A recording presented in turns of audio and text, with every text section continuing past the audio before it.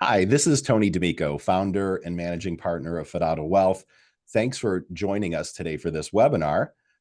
Today, myself and Dan Jurgen, who's a certified financial planner and a wealth advisor at Fidado Wealth, we're going to be discussing an important topic. We're going to be talking about how discount rates affect your Ford lump sum. So we work with many clients that either work at Ford or have retired from Ford, and how they handle that lump sum and the decisions around that are very important. So we're going to dig into that today. We'll talk about how the lump sum works, how the program works, and planning implications around it. A lot of times people want to know, if they take the lump sum or do they have enough saved, and all those factors to make sure that they can live the lifestyle they want as they head towards retirement. All right, so before we jump in, just a couple of housekeeping items, and I'll share a little bit about Fidado Wealth. The first is our disclosures page.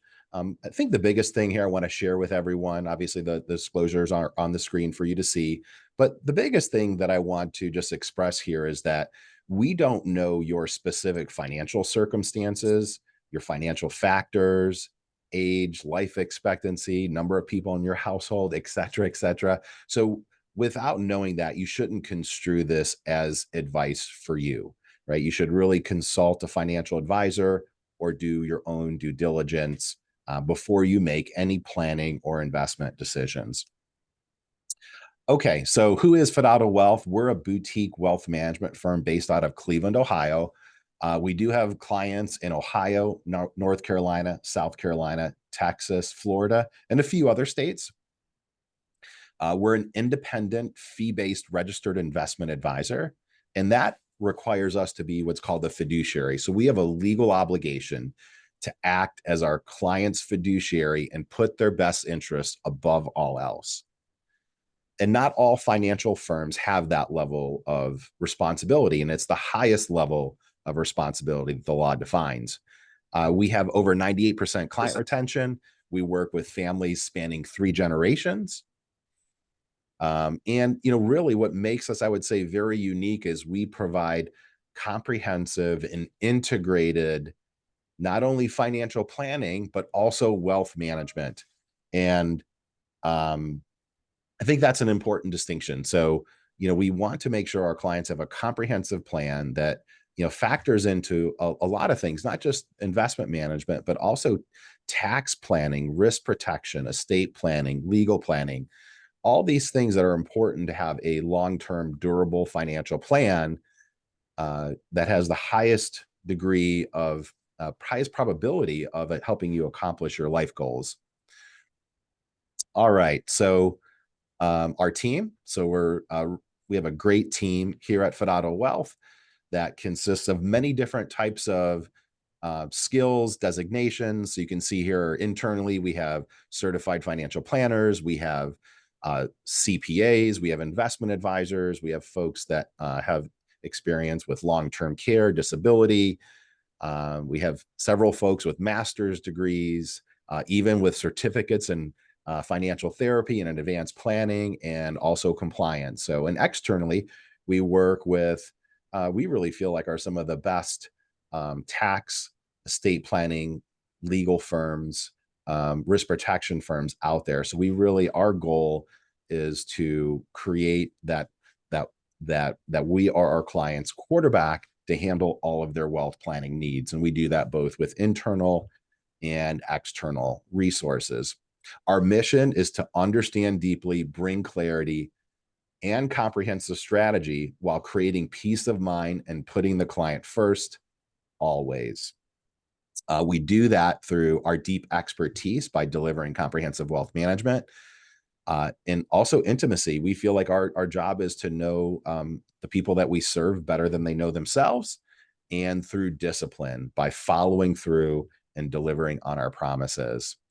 At the completion of this webinar, you may have questions on how to take advantage of the planning opportunities associated with the Ford pension lump sum versus the annuity, and how to strategically go about that.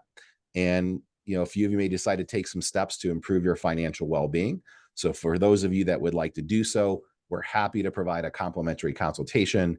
And during that meeting, you can ask questions about what we covered during the webinar to ensure that you are on the right track. And for those of you that would like to receive that consultation, we'll let you know how to make that request at the end of the webinar. All right, so with that, I'm going to turn this piece over to Dan to talk about the Ford pension and how it works. Thank you, Tony. So as a baseline for the webinar, we're going to be using the pension choices form, which really outlines all the choices a near retiree at Ford has regarding if they want to take the lump sum versus taking an annuity payment and what those different annuity payments would be. So we're going to walk through a few pages that outline some of the key areas that we're going to want to really look into specifically to determine what the best choice is for you. So page one just has a very nice overview. We've redacted all the client-specific information. We've changed a few of the numbers, but nonetheless, the heart of the analysis is still intent. So here we have John Smith, and John Smith is receiving his pension choice form, and the very first page outlines steps 1 through 6. Now, for the purpose of this webinar, we're really going to be focusing on step 1, which is choosing your form of payment, whether that's the lump sum payment or the annuity payments. Page 2 is your personal information. So first and foremost, you're going to want to make sure that all of this information is correct and accurate. And so here we have John married to Jane. And most important thing to look at right here is the benefit commencement date. So John's last day of work is November, and he wants his benefits to commence in December, and this is of 2022. So I highlighted that green because that's super important, and we're going to be referencing it in the future slides of the webinar.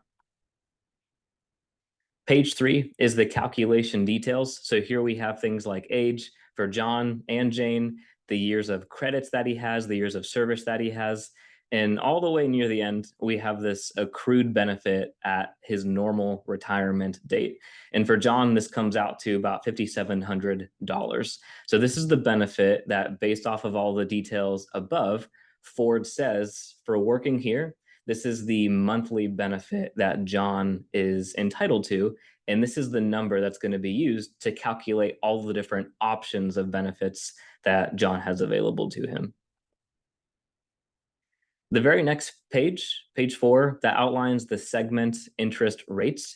And they're kind of out of the blue a little bit. You know, you might be asking yourself, what are segment interest rates? What purpose do they serve? So really, you have to jump into page 12 in the disclosures. And I think Ford actually does a pretty good job of outlining what are these segment interest rates. So there's a paragraph, and they essentially say there's 3 of them. The first one applies to the payments in the first 5 years. The second applies to payments in years 6 through 20. And the third one applies to payments in 21 and beyond.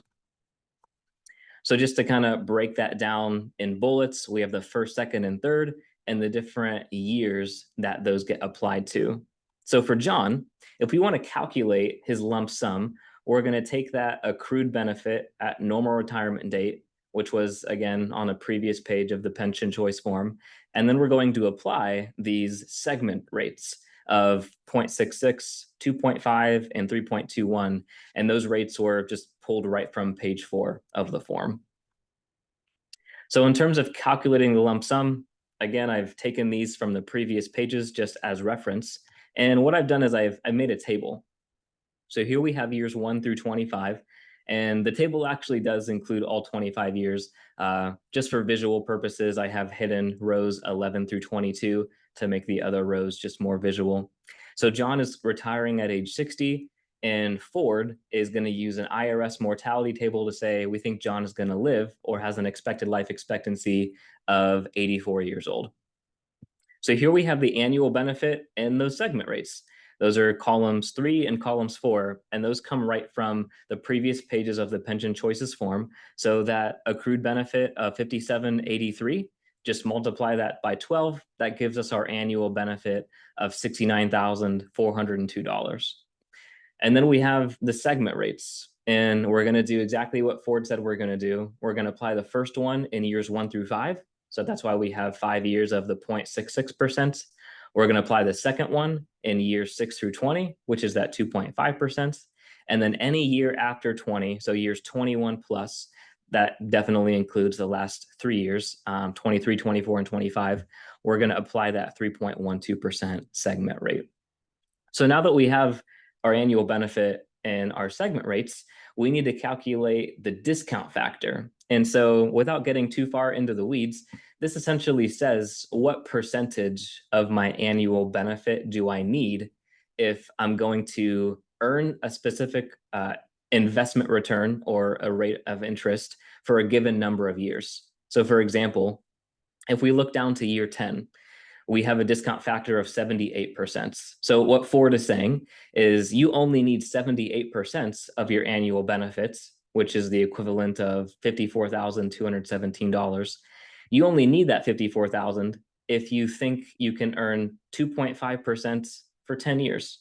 So if you grow 54,000 by 2.5% for 10 years, that's exactly the equivalent of the 69,402. And we can do the math the exact same way in every year, all the way to year 25. We only need $32,000 if we're getting 3.12% for 25 years. So that's how we get from the annual benefit to the present value. So once we add up all of those present values for 25 years, which is John's life expectancy according to the IRS mortality table, that brings us to the sum of all the present values of 1.277 million, or roughly 1.3 million. And this is the benefit that they're going to offer John. And instead of saying, we have all these annuity options, they're going to say, if you would like the option of taking your annuity in the form of one single payment, we've already done the math for you based off of your accrued benefit and based off of the IRS segment rates. We can just choose to give you roughly $1.3 million. And Dan, I think kind of one of the takeaways here is that obviously Ford looks at the interest rates that the IRS sets on an annual basis, right? And exactly. And that's really the takeaway, right? So Ford looks at the IRS, the interest rates they set annually, and what we'll be showing you here is when interest rates go up, it decreases the value of the lump sum available. And so that's the thing that we see people paying close attention to, that we've noticed with the folks that we work with at Ford, is they're looking at what's going to happen to the lump sum if they stay employed the following calendar year. How does that impact the lump sum? So, but anyways, I thought I'd share that, Dan. Yeah, that's exactly right. Because essentially, as we've seen interest rates rise, Ford is saying, because you're going to get a higher return on these assets, we don't need to give you as high of a lump sum. We don't need to give you 1.3 million. If you're going to earn a higher rate of interest, we can pay you less than that. Alternatively, let's say interest rates decrease. Well, now all of a sudden you're going to get a lower return on your assets according to the IRS interest rate table. So now we need to pay you a higher lump sum. So yeah, the correlation is exactly flip-flopped. Higher interest rates, lower lump sum, lower interest rates, higher lump sum. And looking specifically at the history of these interest rates that are referred to as minimum present value segment rates, if you're interested in looking at them on the IRS's website, here we have all the way back from 2013 all the way through recently, and we can see this dramatic spike when the Fed started raising rates pretty substantially. Now, it is super important to know, and this is from the disclosure pages on the pension choice form, that interest rate assumptions for retirement effective in the following calendar year are determined in August of the present year. Now, what does that mean? Essentially, you take the year you retire and you're going to use the prior year's August value. So what do we know about John? John, he was going to finish working in November. He was going to retire in December of 2022. So if John's going to retire in December of 2022, that means that he's going to take the prior year, which is 2021, and the August value for those rates. And the August value for 2021 was those 0.66, 2.5, and 3.12. Let's just say John decided to retire 1 month later, and instead of December of 2022, now he would have been retiring in January of 2023. So it's not specifically the month that Ford cares about, it's the year. And because John would be retiring in January 2023, he wouldn't get to use those 0.66, 2.5, and 3.12 interest rates, he would have to use August of 2022 rates, which are substantially higher. So let's take a look at the difference that just 1 month can make. So this first example is the example that we just walked through on the previous page. We have the annual benefit. We apply the segment rates for August of 2021. That brings us to the lump sum that we calculated. If John did decide to retire 1 month later in January of 2023, he would now be using the August 2022 segment rates, which are much higher. And what do we know when interest rates increase? Now we don't need as high of a lump sum because we're getting a higher return according to these new interest rates. So now our lump sum decreases. In this case, it decreases pretty substantially to the point where it's close to just over $250,000 difference just by John saying, I'd like to retire in December of 22 versus January of 23. So interest rates and the timing of the benefit commencement has an extremely important significance as it relates to the value that they want to offer you as a lump sum. Dan, do we have any indication of what the interest rates are going to be for the because we're recording this in September of 2023, so obviously this will be coming up again. Do we have any indication of what if interest rates are going to be going up for this plan for people that are thinking of possibly retiring in 2024 or possibly in 2023 because of the interest rate changes in 2024? Yeah, I would say 9 out of 10 people would say that they're definitely not going down. As of September 23, the date of this recording, the Fed recently did have a meeting, say we'd like to pencil in possibly one more rate increase. Mm-hmm. So we do have an inkling that they may increase, perhaps stay the same, and most would agree definitely not decreasing. So this is something to consider when we're trying to decide, should I retire earlier to avoid future decreases? Mm-hmm. So excellent question, Tony. That's the question. That's the $1 million question. Where are interest rates headed? Ultimately, we want to express that ultimately no one knows the future. We have ideas, we have inklings, we can use the knowledge that we have to make educated guesses. But as it relates to where exactly are they headed, what rates will come out next month, what rates will be there a year from now, even something such as the business plan that Ford is implementing, will that be successful? So there are a lot of unknowns that it's important just to recognize as educated planners and financial advisors and wealth managers. Ultimately, at the end of the day, no one has the crystal ball, no one knows the future. So it's important to keep that in mind. Mm-hmm. Also, analyzing pension options is just one part of John and Jane's retirement plan. You need to ask yourself, what other retirement assets are available? Is the Ford lump sum the only asset that they have available, or do they have other IRAs or 401ks that are available? How significant are those assets compared to the value of the lump sum benefit that they have available through Ford? Also, what other income sources do they have? Do they have rental income, annuity income, Social Security income? All of these things play a role into how significant of a decision claiming a lump sum versus an annuity payment from Ford makes. And lastly, no decision should be made in a vacuum. You really want to consider someone's entire comprehensive financial life, which would require the need to make a comprehensive financial plan. So do you have a comprehensive financial plan in place? And if you do have a plan that includes all of the aspects of insurance, taxes, retirement, investments, estate that are all integrated well, is that plan successful? So I know we dovetail for a little bit into the lump sum and how interest rates affect that. I want to move on with the pension choices form and talk about pages 5 through 7, which actually outline all of the benefits.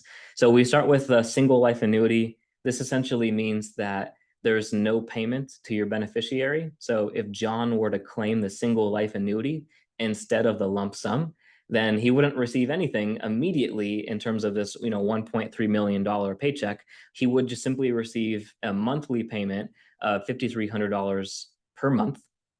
And because it's on John's single life, if John were to pass away, Jane would receive nothing. There's also a surviving spouse annuity option, which says if John were to survive Jane, then John's monthly paycheck would actually increase. So because there's the potential to increase if John survives Jane, they actually start a little bit lower. Then we have the contingent annuity, which is the flip of the surviving spouse. It would be if Jane or the spouse survives the Ford employee. And there's different percentages that would get payable to Jane. Obviously, if 100% of John's benefit every month gets payable to Jane, that's going to be lower than if only a portion, such as 75% or 50% of John's benefit were to be payable to Jane. So we have all of these annuity options. And then at the very end, we have the lump sum option, which states there is no monthly paycheck. We're just simply going to hand you over the equivalent of the annuity, which is what we previously discussed and how we calculate. And we're just going to provide you that equivalent of the lump sum $1.3 million. So how do we compare? Should I take the annuity payments or one of the option of the annuity payments, or should I take the lump sum? So just giving an overview of the mechanics really briefly. One of the annuity options, you're going to receive your entire Ford benefit in a series of payments over your life based off of your life expectancy. Your general retirement plan stays with Ford. You're essentially giving Ford $1.3 million in exchange for Ford paying you a monthly benefit, which means that Ford's responsible for managing those investments and sending you the payments. Now, conversely, the lump sum option, you're choosing not to give Ford $1.3 million. You're actually going to have them pay you the $1.3 million so that they no longer manage any of your assets. So your general retirement plan is then rolled over to an IRA that you manage. And now you are responsible for managing the investments, the allocation, manage it according to your risk tolerance, as well as take distributions out of that lump sum. So those are the mechanics of annuities versus lump sum. But really what we want to, as financial planners, analyze is how does the math work between the two? And that's what we'll get into next. So here we have risk-based returns, and the first number is stocks. The second number is bonds. And we have 5 portfolios ranging from very conservative all the way to aggressive. So very conservative only has a little bit of stocks, about 20%, and it's mostly bonds at 80%, ranging to aggressive, we're at 90% stocks and only 10% bonds. So as our stock allocation increases, our risk increases because stocks are more volatile than bonds. And as our risk increases, as our return potential increases. So we do have the expected historical returns for all 5 of these portfolios. So let's say John, like most retirees, has a moderate risk allocation, which would put him in 60% stocks, 40% bonds, which he can expect a return of roughly 7%. And I've outlined that on the right in the green line on the chart. Now, conversely, if John were to take the annuity, we would have to calculate what's called the internal rate of return, or the IRR, of the annuity payments that he's going to receive from Ford. So we're going to pay Ford $1.3 million, and then Ford is going to send John monthly paychecks. So you can actually see it's not even until John's age 67 that we even get to the chart of negative 20% IRR. And that's just to avoid going all the way down to, negative 1,000 percentages for I paid Ford $1.3 million and they've only paid me $5,000 for the month so far. That's a very horrible return. So we actually stretch all the way out to age 83. That's when the IRR actually gets greater than 0. So it actually took 23 years just for John to get his money back from Ford. Once John hits 83, we've reached the point in time where John gave Ford $1.3 million and Ford gave back John $1.3 million in the amount of those monthly paychecks. So now that we've officially broken even after 23 years, now we can actually experience a positive return from every paycheck going forward. So it's not until age 87 that we get to a 1% return, and then it's not until age 92 that we actually get to a 2% return. So you can see there's a pretty drastic difference in what the expected return of a portfolio that is investing the $1.3 million in a 60-40 blend compared to the internal rate of return based off of John's life expectancy. And the difference between 7% and 0, 1, or 2 is pretty substantial. But if we look at it in a vacuum, yeah, you're looking about a 5 to a 7% difference of return based off of John's life expectancy. So Dan, a couple of things here come to mind for me, so that might help the viewers. So one, obviously, is if someone selects the annuity, whether they select a single life or if they select a joint and survivor, but if once both spouses are gone, if somebody selected the joint and survivor, right, the payments stop, right? The payments don't continue on to anyone else. So that's what we're illustrating here, is that if somebody were to happen to pass away early on in receiving the annuity, right, they would have never gotten that $1.3 million. The payments stop, right? You can't have anyone else besides a spouse continue with those payments, with those reduced annuity payouts. And I think the other thing that helps is, it's not all pensions. Some pensions have stronger annuity payments where there isn't that big of a gap between, just average expected returns over the long run. So what we're really doing here is saying, okay, well, what return do you need to achieve if you're managing your investments on your own, or if you have someone else manage your investments, for it to be more profitable to take the lump sum? And so what we've identified here is that even if you live into your 90s, you only have received a 2% or 2.1% annualized rate of return. And so that's the threshold that needs to be exceeded. So if you were to earn anything more than that, right, if you were to earn 2.5% or 3% or 4 or 5 or whatever it is, then it would have been more profitable to take the lump sum in a non-taxable manner and then have it grow for you over the long run. The other benefit, as we're kind of alluding to in this scenario, is that you can name beneficiaries beyond a spouse where those assets can go to. So I'll turn it back over to you, Dan. Excellent points. Love it. So this is an analysis more in a vacuum. I'd like to use this analysis and apply it to an individual's comprehensive plan. So here we have John and Jane. They're retiring at age 60. Jane's 58. We're going to run the plan to ages 90 and 95, just based off of the fact that females historically have a longer life expectancy. They want to spend $100,000 every year in retirement, and we're going to inflate that $100,000 goal by 3% just due to inflation. And they are receiving Social Security, and we're going to give them a cost of living adjustment, or a COLA, of 2% on their Social Security benefits. So here's scenario one with annuity payments. Now, they have other pre-tax retirement assets of 1.2 million. This could be other IRAs, other 401ks, other retirement assets that are totally unrelated to John's benefit at Ford. In terms of their income, they each have Social Security, and they're going to claim at their full retirement age, or their FRA, which comes out to 67 for both of them, and you can see their benefits accordingly. And then in this scenario, John is going to elect the 100% contingent annuity, which is going to generate $54,000 of annual income. Now, if you're looking closely at these numbers, you'll notice that all the income sources total 100,000, and their income goal is 100,000. So you might be asking yourself, how could there only be a 71% chance of success if their income sources are the equivalent of their income goal? And the reason is due to inflation.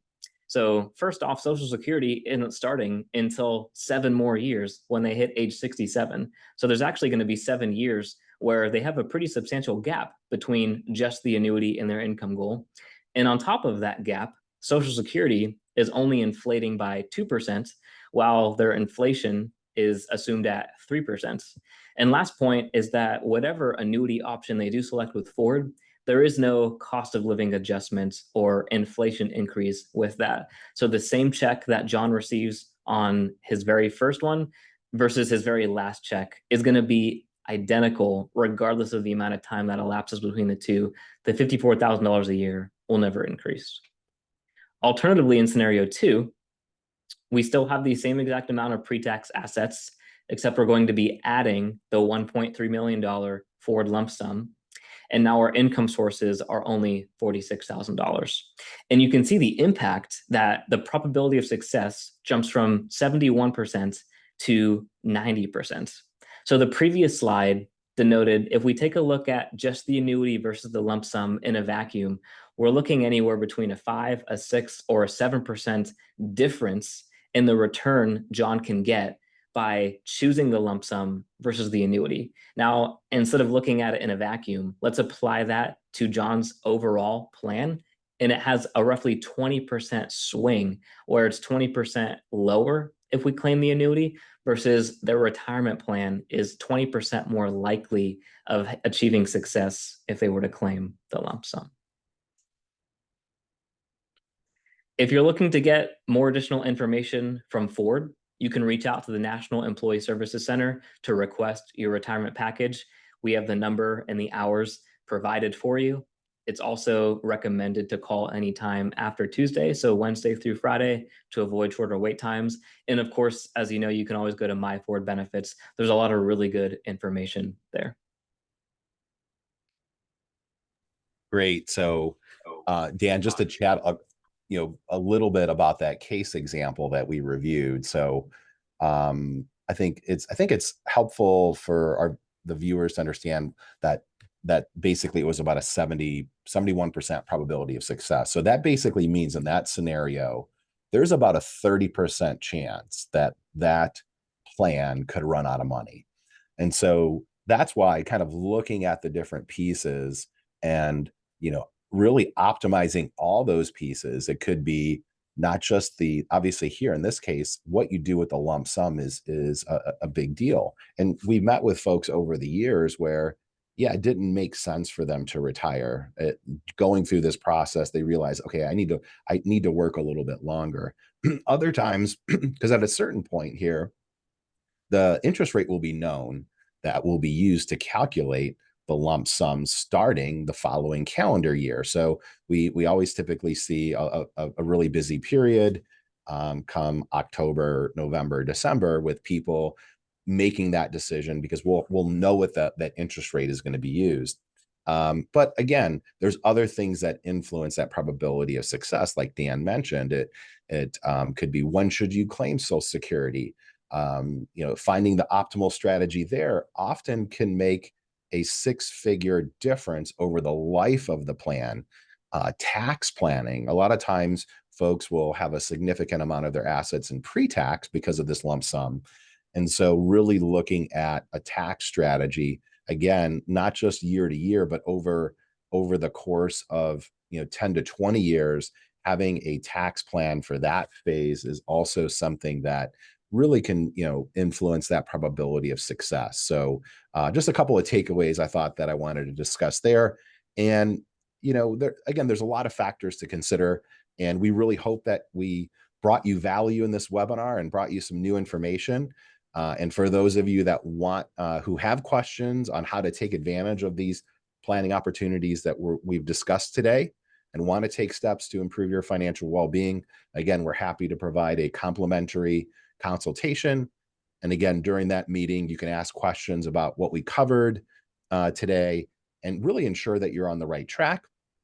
And to make that request, we'll kind of show you our scheduling links on the next page where you can schedule an introductory phone call or Zoom meeting, and that will allow us to be introduced to one another, learn about your goals and questions, and then determine if you'd benefit from that complimentary consultation. So with that, I will bring you to that next slide here that has our contact information. You can email us at sayhello@fedautowealth.com. We do work with many Ford clients. So if you see an advisor here on this screen that you know of or that you've worked with, or you'll feel free to reach out to an advisor directly. You can pause it here to get our intro links through our scheduling software, Calendly. And we're just more than happy to be of service, answer questions, and help you ensure that you're on the right track. So with that, that brings us to our last page, just additional resources. We have our website, fidatowealth.com. There's a learning page there, a lot of resources there. We have our YouTube channel. So there's that link. And then we also have webinars that we will be posting to our website. So those are all there for you. So with that, on the behalf of Dan and myself and our entire team here, we appreciate you attending. We hope you provided value, and we look forward to talking to you to learn about your goals and your planning opportunities. Have a great day.